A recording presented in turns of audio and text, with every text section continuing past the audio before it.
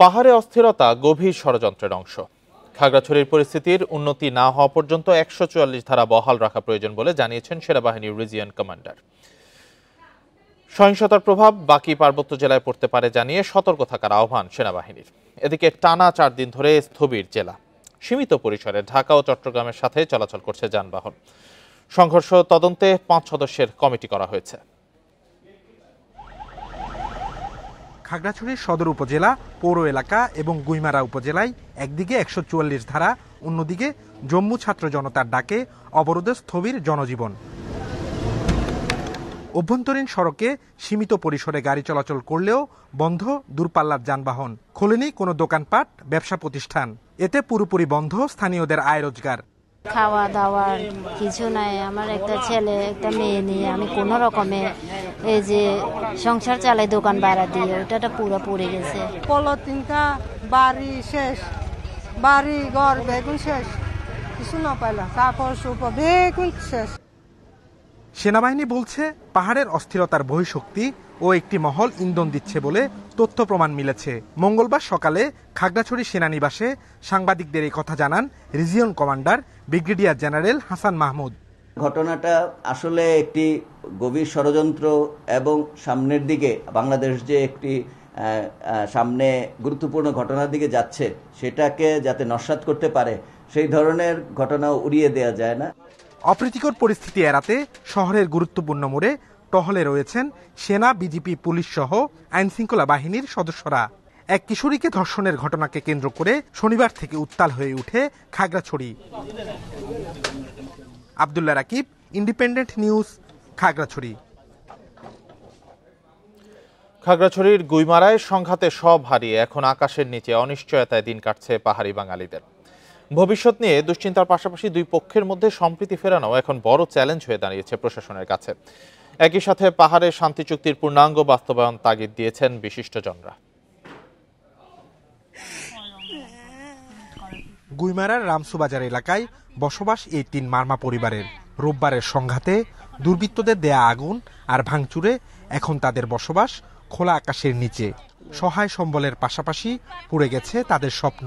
সারা রাত ঘুমাইনি, দিনেও ঘুম আসতেছে না। জঙ্গলে লুকাইছিলাম আমরা। কোনো কিছু হলে ঘর পড়ে দেয়, আমরা কাকে নিয়ে ইয়ে করব, শান্তিতে থাকবো বলেন, কোন আশা নিয়ে? আমি কাপড় সিলাই, আমার স্বামী চাষবাস করি, এগুলা যত্ন করি রেখে রেখে আমরা ওই দোকান 3টা বানাইছে আর ঘর। তাদের মতো একই চিত্র পুরো এলাকার, যেখানে পাহাড়ি বাঙালি দুপক্ষই ক্ষতিগ্রস্ত। ঘরবাড়ি, দোকানপাট সবই এখন পুড়ে ছাই। সম্প্রীতি আর সৌহার্দ্য নিয়ে যুগের পর যুগ বসবাস করছিলেন সব জনগোষ্ঠী। তবে এমন সংঘাতের সাথে অপরিচিত এই জনপদের মানুষ। পাহাড়ি মানুষ তো কোথায় যে ভয়ে একটু হইলে ভয়ে চলে যায়। পাড়ার ভিতরে এখনো আতঙ্ক অবস্থা সৃষ্টি করতেছে। কারা এসে আমাদেরকে সুসম্পর্ক করে দেবে, এরকম হলে কি আমাদের আর সুসম্পর্ক করার ইচ্ছা আছে? ইভান যে কোহানের ঘটনা নিয়ে গুইমারা হয়েছে, এটা তো মানে বলার বাইরে। বিশিষ্টজনরা বলছেন পাহাড়ের এই জনপদে সম্প্রীতি ফেরাতে সব পক্ষকেই কাজ করতে হবে কাঁধে কাঁধ মিলিয়ে। পাশাপাশি করতে হবে শান্তি চুক্তির পূর্ণাঙ্গ বাস্তবায়ন। পার্বত্য চট্টগ্রাম শান্তি চুক্তির যেমন বিষয়টা আছে, একই সাথে পাহাড়ি বাঙালি এটা না করে আমরা যে একটা দেশের মানুষ সেটাই সবার মধ্যে সবার আগে প্রত্যক্ষ করতে হবে। পাহাড়ি বাঙালি কোনো ভেদাভেদ যেন না থাকে, সবার মধ্যে একটা সুন্দর সম্প্রীতি এবং শান্তি বজায় থাকে। এই জন্য বিভিন্ন ধরনের প্রোগ্রাম, বিভিন্ন ধরনের প্যাসিফিকেশন কার্যক্রম আমরা পরিচালনা করে থাকি। গুইমারার রামসুবাজার এলাকায় প্রায় 50টি বসতঘর ও 40টি দোকান পুড়ে গেছে, যেখানে প্রায় 1000 পাহাড়ি বাঙালি মানুষের বসবাস। পাহাড়ে এমন সংঘাত চান না পাহাড়ি বাঙালি কোনো পক্ষই। আগামীতে শান্তি প্রতিষ্ঠায় সরকারকে যথাযথ ব্যবস্থা গ্রহণের তাগিদ দিয়েছেন এখানকার বাসিন্দারা। Abdullah Rakib, independent news, Khagrachari. সুষ্ঠুভাবে দুর্গাপূজা আয়োজনে বাধা এবং অস্থিতিশীল পরিবেশ সৃষ্টি করতে পাহাড়ে এসব ঘটনা ঘটিয়েছে ফ্যাসিস্টরা, এমন মন্তব্য করেছেন স্বরাষ্ট্র উপদেষ্টা জাহাঙ্গীর আলম চৌধুরী। তিনি বলেন, জড়িতদের বিরুদ্ধে আইনানুগ ব্যবস্থা নেওয়া হবে। এখন পাহাড়ের পরিস্থিতি শান্ত বলেও জানান তিনি। মঙ্গলবার দুপুরে সচিবালয়ে এসব কথা বলেন উপদেষ্টা। এখন পাহাড়ের অবস্থা শান্ত, এখন মোটামুটি কোনো সমস্যা নেই। এই জিনিসটা করছিল যেন হিন্দুরা ভালোভাবে তাদের পূজাটা যেন উদযাপন করতে না পারে। এই পূজাটা হলো একটা ধর্মীয় ধর্মীয় অনুষ্ঠান এবং এটার একটা ভাব গম্ভীরের সাথে করার কথা এবং তাকে তারা যেন এটা যেন ভালোভাবে না করতে পারে, এইটাও ছিল কিছু কিছু লোকের উদ্দেশ্য। এটাই তারা করার চেষ্টা করতে পারে, তারা সফল।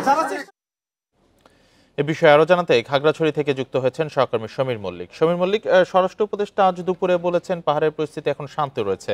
আপনি সরেজমিনে কি অবস্থা দেখছেন? দেখুন, গত 24 ঘন্টা কিন্তু পাহাড়ে কোনো অপ্রীতিকর ঘটনা হয়নি এবং এখন পর্যন্ত কোনো অপ্রীতিকর ঘটনার খবর গতকাল এবং আজকে এই 2 দিনে আমরা পাইনি। অর্থাৎ এখানে বলা যায় যে মোটামুটি পরিস্থিতি অনেকটাই অনাকাঙ্ক্ষিত কোনো পরিস্থিতি হয়নি এবং সেটি শান্ত রয়েছে কার্যত।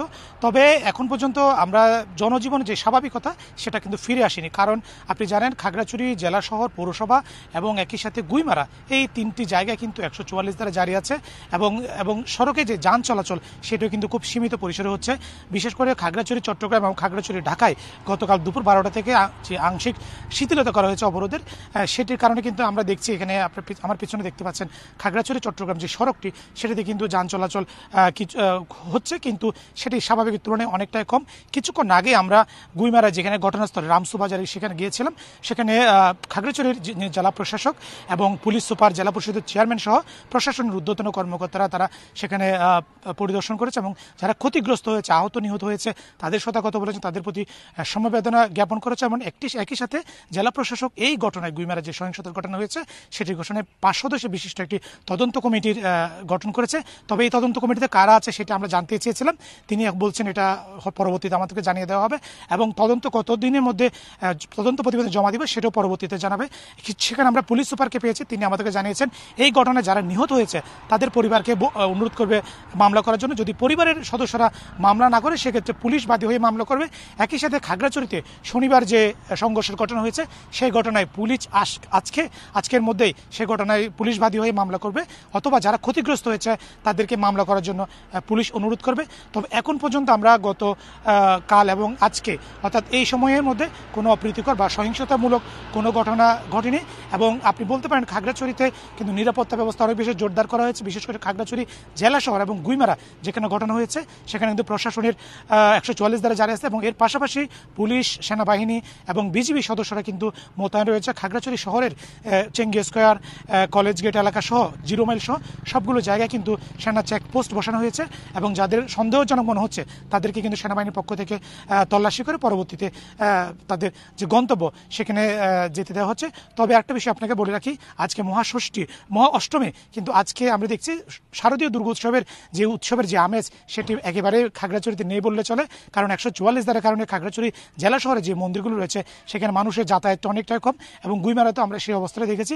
তবে অন্যান্য যে উপজেলাগুলো রয়েছে, বাকি যে 7 উপজেলা রয়েছে সেখানে অনেকটাই বলা যাচ্ছে উৎসবের যে আমেজ সেটা বিরাজ করছে। এই ছিল মূলত খাগড়াছড়ি থেকে সবশেষ।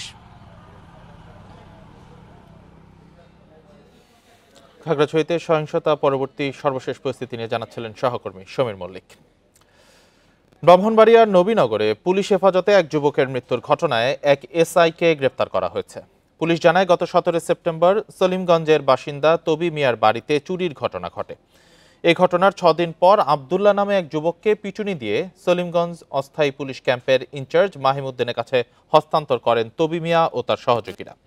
সেখানে আবদুল্লাহকে আটকে নির্যাতন চালানোর অভিযোগ ওঠে। এক পর্যায়ে অসুস্থ হয়ে রোববার চিকিৎসাধীন অবস্থায় মারা যান আবদুল্লাহ। এই ঘটনায় ওই দিনই নিহতের বড় ভাই শাকিল মিয়া বাদী হয়ে পুলিশ ক্যাম্পের ইনচার্জ এসআই মাহিমুদ্দিন সহ 4 জনের নাম উল্লেখ করে অজ্ঞাত 25 জনের বিরুদ্ধে মামলা করেন। সোমবার এসআই মাহিমুদ্দিনকে সাময়িক বরখাস্ত এবং পরে গ্রেপ্তার করা হয়। পুলিশ সুপার জানান, এই মামলার বাকি আসামিদের ধরতে অভিযান চলছে।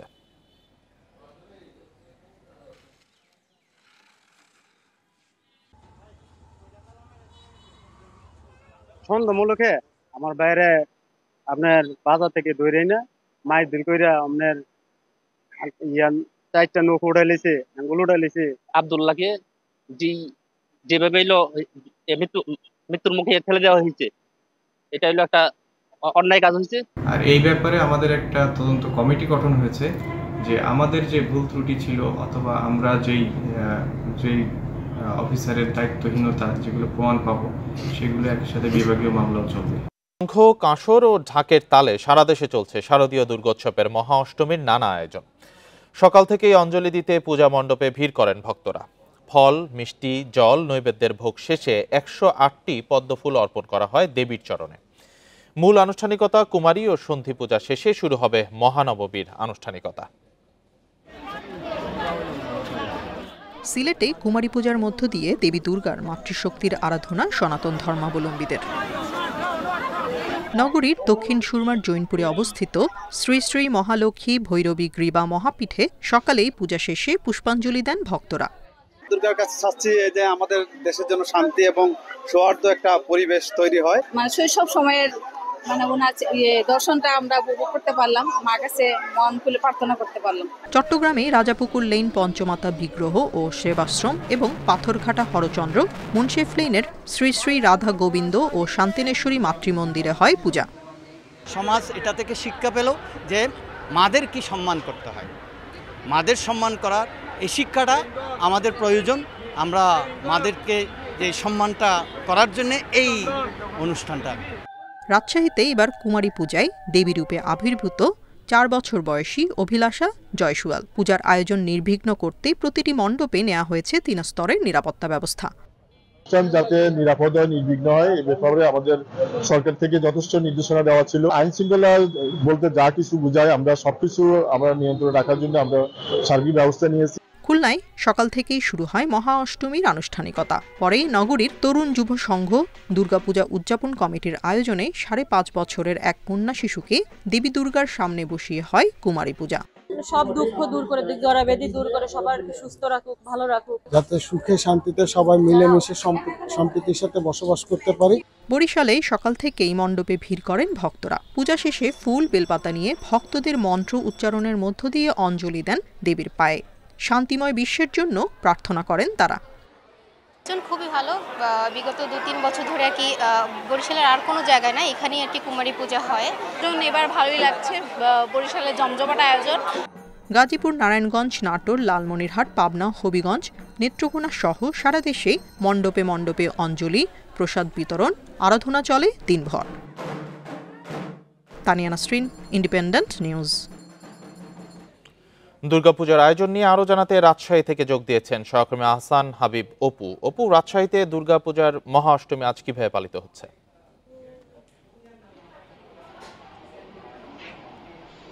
মহা অষ্টমীতে আজকে আমরা বিভিন্ন মণ্ডপে যেটি দেখছি যে দুর্গাপূজার যে আনুষ্ঠানিকতা, পুরোদমে আনুষ্ঠানিকতাই আমরা দেখতে পাচ্ছি। সকাল থেকে শুরু হওয়া যে কার্যক্রম সেগুলো সবগুলো মণ্ডপেই আমরা উৎসব দেখতে পাচ্ছি। যেটি সনাতন ধর্মাবলম্বীরা তারা তাদের যে আয়োজন যে আনুষ্ঠানিকতা, ধর্মীয় যে আনুষ্ঠানিকতা সেগুলো করছে। আজকে কুমারী পূজা, যেটি রাজশাহীতে টাইগার মণ্ডপে কুমারী পূজা হয়েছে, সেখানে প্রথম শ্রেণীর এক শিক্ষার্থী সেই পূজায় যে কুমারী হিসেবে সেখানে আনুষ্ঠানিকতায় অংশ নিয়েছিল। আর এর বাইরে আমরা যেটি দেখছি যে রাজশাহীর যেসব বিভিন্ন মণ্ডপ আছে, আমরা বিভিন্ন মণ্ডপে বিভিন্ন পর্যায়ের মানুষ, বিভিন্ন বয়সী মানুষ, নারী, পুরুষ, শিশু, তারা কিন্তু এক মণ্ডপ থেকে আরেক মণ্ডপে যাচ্ছেন এবং কে কিভাবে এই যে আয়োজনগুলো করছে, সম্পন্ন করছে, সেগুলো দেখছেন। একজনের বাড়ি থেকে আরেকজনের বাড়ি যাচ্ছেন। যে আনুষ্ঠানিকতা, মূলত শারদীয় দুর্গা উৎসবের যে আনুষ্ঠানিকতা, সেগুলো এখন একেবারে পুরো দমেই চলছে এবং আজকে অষ্টমী, কালকে নবমী, এইভাবেই যে আনুষ্ঠানিকতাকে কিভাবে এই উৎসবকে পালন করবে সেগুলো তারা তাদের সাজানো অনুযায়ী মূলত কাজগুলো করছে। আর দুর্গাপুজোকে ঘিরে আমরা যেটি দেখছি যে আজকে বিভিন্ন পর্যায়ের মানুষ বিভিন্ন মণ্ডপে গেছেন। ভারতীয় সহকারী হাই কমিশনার মনোজ কুমার, তিনি আজকে বেশ কিছু মণ্ডপ পরিদর্শন করেছেন। রাজশাহী বিএনপির নেতা, সাবেক মেয়র এবং বিএনপি চেয়ারপারসনের উপদেষ্টা মিজানুর রহমান মিনু, তিনি বিভিন্ন মণ্ডপ গতকাল রাতেই পরিদর্শন করেছেন এবং আজকেও কিছুক্ষণ পর তিনি পরিদর্শন করবেন বলে জানিয়েছেন। রাজশাহী মহানগর পুলিশ কমিশনার তিনি আবু সুফিয়ান, তিনি বেশ কিছু মণ্ডপ ঘুরেছেন এবং তিনি যেটি সাংবাদিকদের সাথে কথা বলছিলেন যে এই দুর্গাপূজা দুর্গাপূজাকে পুরোপুরি শান্তিপূর্ণভাবে এবং সুন্দরভাবে সুষ্ঠুভাবে সম্পূর্ণ করার জন্য নিরাপত্তার যে প্রয়োজনীয়তা, যেই সব নিরাপত্তা দরকার সেগুলো গ্রহণ করা হয়েছিল এবং এখন পর্যন্ত আছে। আরেকটি জিনিস হচ্ছে যে প্রতিমা বিসর্জনকে ঘিরে বাড়তি প্রস্তুতি নেওয়ার সেটি নেওয়া আছে এবং পুলিশের পাশাপাশি আইনশৃঙ্খলা বাহিনীর অন্যান্য আইনশৃঙ্খলা বাহিনীও এখানে দায়িত্ব পালন করছেন। আর এখানকার রাজনৈতিক দলের বিভিন্ন পর্যায়ের রাজনৈতিক দলগুলোর পক্ষ থেকেও কিন্তু দুর্গাপূজাকে সুন্দরভাবে সম্পূর্ণ করার জন্য সহযোগিতা করছে বলেই আমাদেরকে সকল দল সহযোগিতা করছে পূজা উদযাপন নিয়ে। রাজশাহী থেকে জানাচ্ছিলেন সহকর্মী আহসান হাবিব অপু। একই উঠানের এক পাশে মসজিদ, আরেক পাশে মন্দির। সীমান্তবর্তী লালমনিরহাটে ধর্মীয় সম্প্রীতির এক অনন্য দৃষ্টান্ত। নিয়ম মেনে সেখানে হয় পূজার কার্যক্রম, পাশেই চলে আজান, নামাজ। যুগ যুগ ধরে এই সম্প্রীতি আজও বয়ে চলেছে এলাকাবাসী। লালমনিরহাটের পুরান বাজার কালীবাড়ি এলাকায় এক উঠানে রয়েছে মসজিদ মন্দির। যে উঠানে মুসল্লিরা করে ধর্মীয় মাহফিল, সেই উঠানে সনাতন ধর্মের মানুষরা করে দুর্গাপূজার আয়োজন। তাদের ধর্ম উদযাপনের ক্ষেত্রে আমাদের নামাজে কোনো ত্রুটি হয় না, কোনো সমস্যা হয় না, এবং আমরা যে নামাজ পড়ি, আজান দেই, আমাদের ইবাদত বন্দিগিতে তাদেরও কোনো সমস্যা হয় না। সুন্দরভাবে দুর্গাপূজা উদযাপন হয়, সবাই সহযোগিতা করে, এলাকার লোকজনও। তা দেখা যায় এখানে কোনো সমস্যা হয় না। দুর্গাপূজায় এলে এক পাশে মন্দিরের উলুধ্বনি, আরেক পাশে শোনা যায় আজান। সাম্প্রদায়িক সম্প্রীতির এই নিদর্শন দেখতে প্রতিদিন বিভিন্ন প্রান্ত থেকে আসেন অনেকে। এখানে একই সাথে মসজিদ এবং মন্দির পাশাপাশি অবস্থিত এবং এই জায়গাটা দেখে আসলে খুবই ভালো লাগে। দুই সম্প্রদায় দুইভাবে তাদের নিজেদের ধর্ম পালন করছে, উদযাপন করছে, তো দেখে খুব ভালো লাগছে। মন্দির এবং মসজিদ প্রতিষ্ঠার পর থেকে কোনো বিশৃঙ্খলা দেখেনি কেউ। আজান ও নামাজের সময় বন্ধ থাকে পূজা, আর পূজার সময় বন্ধ থাকে মসজিদ। এভাবেই দুই ধর্মের মানুষের অংশগ্রহণে গড়ে উঠেছে সম্প্রীতির এক জীবন্ত মঞ্চ।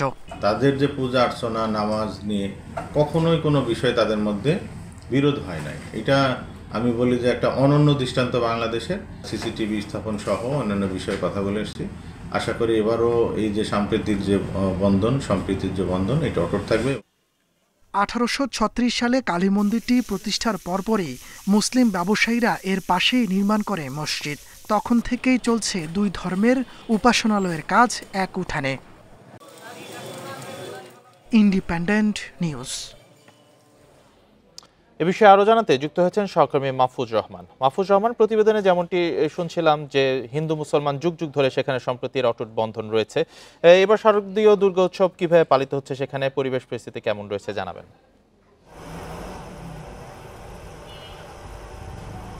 দেখুন, লালমনিরহাটে কিন্তু এক সম্প্রীতির দৃষ্টান্ত, বিরল দৃষ্টান্ত কিন্তু আমি আজকে এখানে দাঁড়িয়ে আছি। আমার পিছনে দেখছেন যে লালমনিরহাট পুরান বাজার জামে মসজিদ, পাশাপাশি আমার বাম পাশে রয়েছে কালীবাড়ি দুর্গা মন্দির। অর্থাৎ এখানে একই উঠানের মধ্যে মন্দির এবং মসজিদ অবস্থিত। আমরা এখানে দেখেছি যে বছরের পর বছর এখানে হিন্দু ধর্মাবলম্বী যারা আছেন এবং মুসলিম ধর্মাবলম্বী যারা আছেন তারা কিন্তু এখানে তাদের যে ধর্ম সেটি পালন করে থাকেন। আমি একটু দেখাতে চাই আপনাকে, আপনি নিশ্চয়ই ক্যামেরার চোখে দেখছেন যে আমরা রয়েছি কিন্তু মসজিদের বারান্দায়। সেই বারান্দার যে পাশেই কিন্তু আছে যে দুর্গা মন্দির। এখানে সুষ্ঠু এবং সুন্দরভাবে কিন্তু এখানে দুর্গাপূজা অনুষ্ঠিত হচ্ছে। আপনারা নিশ্চয়ই দেখছেন যে মসজিদের বারান্দার পাশ দিয়ে কিন্তু দর্শনার্থী যারা আছেন, ভক্ত পূজারী যারা আছেন তারা কিন্তু আসছেন।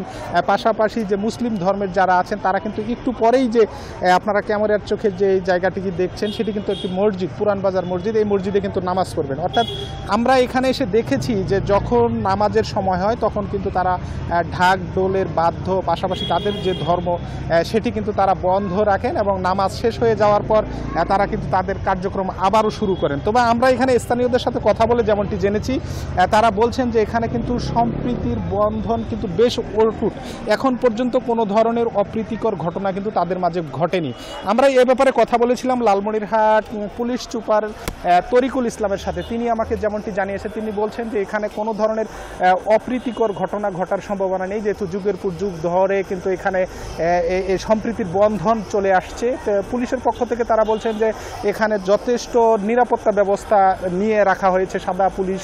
সাদা পোশাকে পুলিশ, পাশাপাশি বিভিন্ন গোয়েন্দা সংস্থা কিন্তু কাজ করছে। আমরা এখানে আজকে দেখেছি যে সকালবেলা কুমারী পূজার মধ্য দিয়ে কিন্তু এখানে কিন্তু আজকের আনুষ্ঠানিকতা শুরু হয় এবং সন্ধি পূজা এবং রাতে আরতির মাধ্যমে কিন্তু শেষ হবে। তো সব মিলে সম্প্রীতির বন্ধন কিন্তু উজ্জ্বল দৃষ্টান্ত হিসাবে এখানে রয়েছে। তো এই ছিল আমার কাছে লালমনিরহাটের মসজিদ এবং মন্দির প্রাঙ্গণ থেকে সর্বশেষ। ধন্যবাদ। লালমনিরহাট থেকে জানাচ্ছিলেন সহকর্মী মাহফুজ রহমান। শারদীয় দুর্গোৎসবে মেতেছেন প্রবাসী বাঙালিরাও। কানাডার টরন্টো, মন্ট্রিয়াল, ভ্যানকুভার সহ বেশ কয়েকটি শহরে চলছে সনাতন ধর্মাবলম্বীদের এই উৎসব। প্রতিদিন পূজাপাঠ, অঞ্জলি প্রদান, প্রসাদ আর সাংস্কৃতিক আয়োজনে মুখর থাকছে মণ্ডপগুলো। হাজারো মানুষের মিলন মেলায় আপ্লুত বাংলাদেশিরা। বাংলাদেশ কানাডা হিন্দু মন্দির ছাড়াও টরন্টো, দুর্গাবাড়ি, কালীবাড়ি, রামকৃষ্ণ মিশন সহ 10 জায়গায় আয়োজন করা হচ্ছে দুর্গোৎসবের। প্রত্যেক মন্দিরেই সকাল থেকে মধ্যরাত পর্যন্ত ভিড় করছেন ভক্তরা। পূজা অর্চনার পাশাপাশি নানা সাংস্কৃতিক আয়োজনে মুখর থাকছে মণ্ডপগুলো।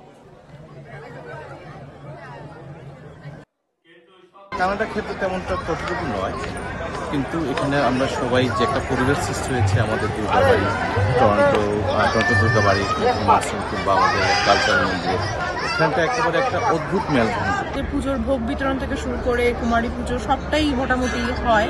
আমরা মহা আনন্দে এই টরন্টো শহরে আমরা ধর্মীয় নিয়ম মেনে দুর্গাপূজা সহ অন্যান্য সকল পুজো সুসম্পন্ন করছি। বেতন ভাতা বৃদ্ধির দাবিতে ফের রাজশাহী ঢাকা রুটে বাস ধর্মঘট পালন করছেন পরিবহন শ্রমিকরা। রাতের পর সকালেও বাস চলাচলে বাধা দেওয়ার অভিযোগ উঠে শ্রমিকদের বিরুদ্ধে। সকালে নগরীর শিরইলে ঢাকা বাস কাউন্টারগুলো খোলা থাকলেও ছেড়ে যায়নি কোনো বাস। এতে গন্তব্যে যেতে না পেরে ভোগান্তিতে পড়েন যাত্রীরা। পরে ঢাকা বাস টার্মিনালের অন্যান্য কাউন্টারগুলো বন্ধ করে দেন মালিকরা। গাড়ির মালিকরা বলছেন, এই অবস্থায় প্রতিদিন অন্তত 4 থেকে 6 হাজার যাত্রী ঢাকায় যাতায়াতে সমস্যায় পড়ছেন, আর লোকসান হচ্ছে অন্তত 24 লাখ টাকা। এদিকে আংশিক দাবি মেনে মালিকরা বাস চলাচলে ঘোষণা দিলে তা প্রত্যাখ্যান করে পূর্ণাঙ্গ দাবি আদায় না হওয়া পর্যন্ত বাস চলাচল বন্ধ রাখার ঘোষণা দেয় শ্রমিকরা।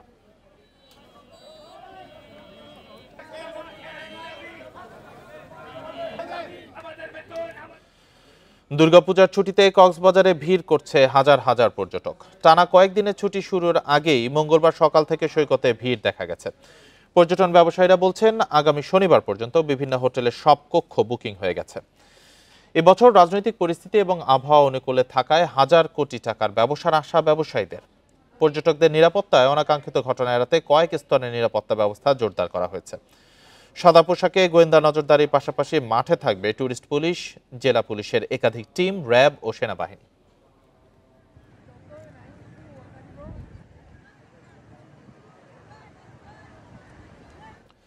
এ বিষয়ে আরো জানাতে কক্সবাজার থেকে যুক্ত হয়েছেন সহকর্মী তৌফিকুল ইসলাম। তৌফিকুল, এবার প্রচুর পর্যটকের আগমন হয়েছে কক্সবাজারে। পর্যটন ব্যবসায়ীরা অনেক আশাবাদী, তারা কি বলছেন এবং সার্বিক ব্যবস্থাপনা এবং পর্যটকদের নিরাপত্তা প্রদানে পর্যাপ্ত পদক্ষেপ দেখছেন কিনা?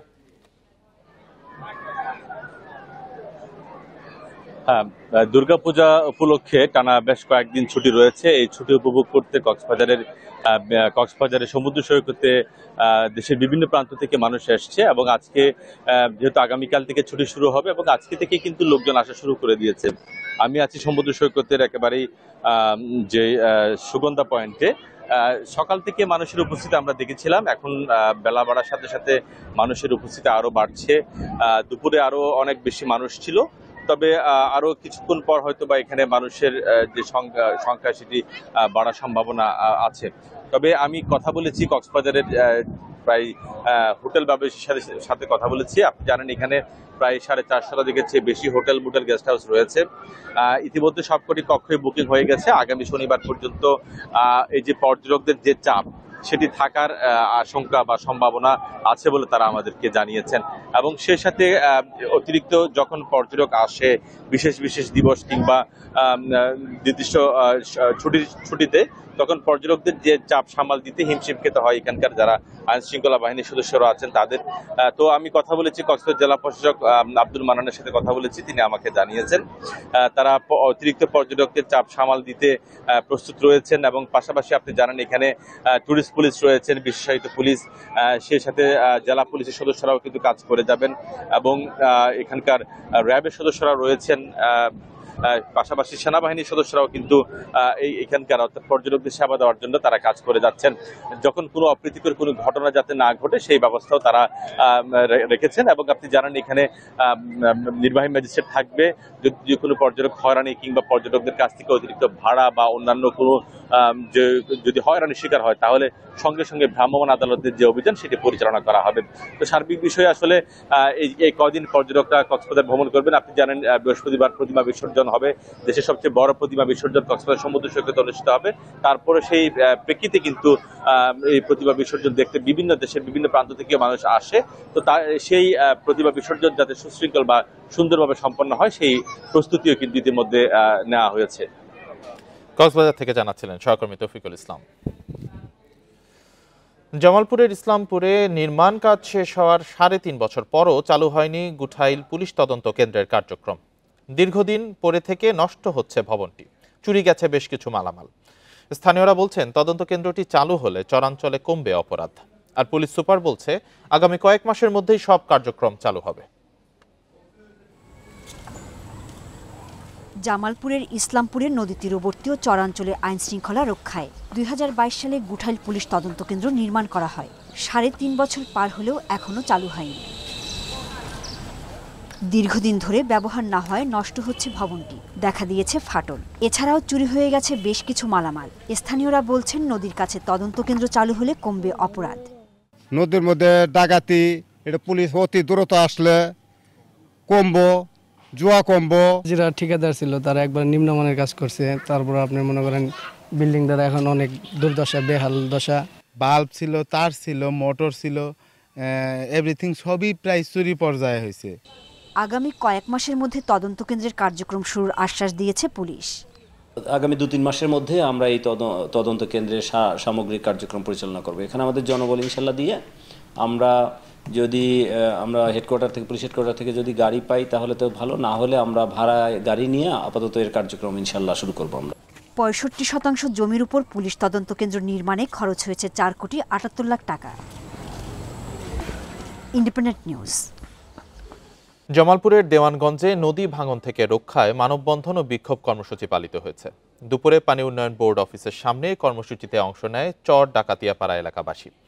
এ সময় বক্তারা বলেন, কয়েক বছর ধরে চর ডাকাতিয়াপাড়া গ্রামের হুদার মোড় থেকে হাজারিপাড়া মসজিদ পর্যন্ত 3 কিলোমিটার এলাকায় ভাঙন অব্যাহত রয়েছে। যমুনার ভাঙনে নিঃস্ব হয়েছে হাজারো মানুষ, নদীতে বিলীন হয়ে গেছে কয়েক শত একর ফসলি জমি। তাই নদী ভাঙন রোধে দ্রুত ব্যবস্থা গ্রহণের দাবি তাদের, না হলে কঠোর আন্দোলনের হুঁশিয়ারি দেন বক্তারা।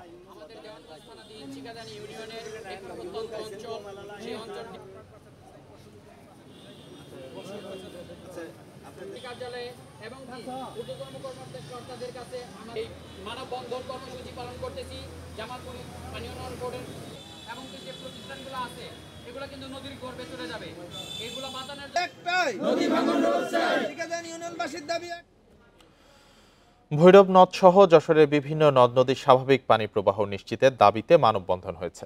সকাল 10টায় যশোরের দরাটানা ভৈরব ব্রিজের উপর মানববন্ধন করে বাংলাদেশ পরিবেশ আন্দোলন। এ সময় বক্তারা বলেন, যশোরের সবগুলো নদ নদী দখল আর দূষণে খালে পরিণত হয়েছে, কিন্তু তা উদ্ধার ও রক্ষণাবেক্ষণে চরম দায়িত্বহীনতা দেখাচ্ছে সংশ্লিষ্ট দপ্তরগুলো। দ্রুত নদী রক্ষায় প্রয়োজনীয় পদক্ষেপ নেওয়ার দাবি জানান তারা। ঘণ্টাব্যাপী চলা এ মানববন্ধনে অংশ নেন বিভিন্ন শ্রেণী পেশার মানুষ।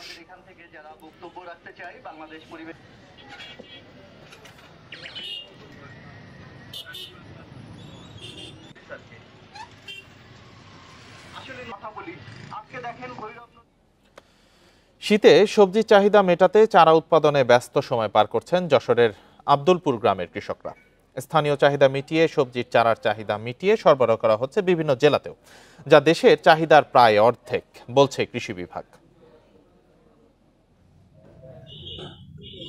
যশোর সদরের আব্দুলপুর গ্রামের কৃষক রফিকুল ইসলাম 2.5 বিঘা জমিতে বিভিন্ন সবজির চারা উৎপাদন করেছেন। এতে 4 ধাপে তার খরচ হবে প্রায় 25 লাখ টাকা। বিপর্যয় না হলে মৌসুমে অন্তত 4 থেকে 5 লাখ টাকা লাভ থাকে তার। গড়ে মিলায়ে মনে করেন যে আপনার 22-23 রকমের সবজির উৎপাদন এখানে করি। মৌসুম বেঁধে সিম, ফুলকপি, বেগুন, মরিচ, টমেটো সহ সব ধরনের সবজির চারাই উৎপাদন করেন এখানকার কৃষক। 500 টাকা করে যদি 1000 বেচতে পারি তা মনে করেন ওখানে 2-3 লাখ টাকা আসবে। সব জায়গাতেই আমরা চারা দিই। এখানে আমরা পরিবহনের মাধ্যম দিয়ে সমস্ত ডিস্ট্রিক্টে আমরা চারা পাঠাই। মানসম্মত ও সহজলভ্য হওয়ায় দূর দূরান্ত থেকেও আব্দুলপুরের সবজির চারা কিনতে আসেন অন্য জেলার কৃষকরা। 10-12 বছর ধরে নেওয়া হচ্ছে। এই জায়গায় চারার মান খারাপ হয় না এবং আমরা তো লাগাই, কেউ 2000 পিস লাগায়, কেউ 5000 পিস লাগায়। অনেক ভালো এবং সারা দেশের লোক এখন আব্দুলপুরে সারা দেশের লোক আসে, এই জন্য আমরাও আসছি, আমরাও বাইরে থেকে আসছি চারা নিতে এই জায়গা থেকে। অনুকূল পরিবেশ ও মাটির কারণে বছরের অধিকাংশ সময়ই চারার আবাদ করতে পারেন এখানকার কৃষক, যা স্থানীয় অর্থনীতিতে বড় ভূমিকা রাখছে। ফুলকপি, বাঁধাকপি, মরিচ, বেগুন সহ বিভিন্ন ধরনের চারা তারা তৈরি করে থাকে এবং দেশের আশপাশের জেলাসহ আপনার চিটাগাং, রাজশাহী, দিনাজপুর এইসব অঞ্চলেও এরা চারা সরবরাহ করে থাকে। এরা অর্ডারের মাধ্যমে চারা তৈরি করে। কৃষি বিভাগের তথ্য মতে দেশের প্রায় 50% সবজির চারার চাহিদা মিটিয়ে থাকেন যশোরের কৃষকরা, যার বাজার মূল্য কয়েক কোটি টাকা বলে জানিয়েছেন স্থানীয়রা। Independent news. বর্তমান সময়ে মাদকসহ নানা অপকর্মে ঝুঁকছে শিশু কিশোররা। এর থেকে পরিত্রাণে প্রয়োজন সচেতনতা। এই লক্ষ্যে প্রায় 20 বছর ধরে নীরবেই কাজ করে যাচ্ছেন কুষ্টিয়ার অবসরপ্রাপ্ত শিক্ষক নাসির উদ্দিন। পেনশনের টাকায় নিজের বাড়ির আঙিনায় গড়ে তুলেছেন শিশুকুঞ্জ, যেখানে রয়েছে মিউজিয়াম, লাইব্রেরি, পার্ক আর বিরল প্রজাতির কয়েকশো গাছপালা।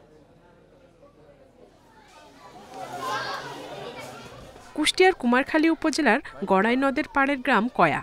সেখানকার একটি বাগানে খেলা করছে ছোট ছোট ছেলেমেয়েরা। কেউ বই পড়ছে, আবার কেউ গাছের সঙ্গে পরিচিত হচ্ছে। এই বাগানের মালিক অবসরপ্রাপ্ত স্কুল শিক্ষক নাসির উদ্দিন। এলাকার মানুষ তাকে ডাকেন নাসির স্যার নামে। 2005 সালে নিজ বাড়ির 33% জায়গা ও পেনশনের টাকায় শিশুদের বিনোদন ও মেধা বিকাশের জন্য তৈরি করেছেন লাইব্রেরি, মিউজিয়াম ও পার্ক। লক্ষ্য একটাই, শিশুদের শৈশবটা যেন আনন্দমুখর হয়, তারা যাতে আলোকিত ও প্রকৃতিপ্রেমী এবং মানুষের মতো মানুষ হয়। গাছালি নেই, আমরা এখানে খেলাধুলা করি ও আর্ট করি, এগুলো আমাদের খুব ভালো লাগে। একটা লাইব্রেরি আছে, খুব সুন্দর লাগে আমাদের জায়গা, রাইড আছে, অনেক কিছুই আছে। শিক্ষক নাসির উদ্দিনের শিশুকুঞ্জে এসে আপন মনে উপভোগ করে শিশু থেকে শুরু করে সব বয়সী মানুষ। এমন পরিবেশ শিশুদের সুপ্ত মেধা বিকাশে সহায়ক বলছেন বিশিষ্টজনেরা।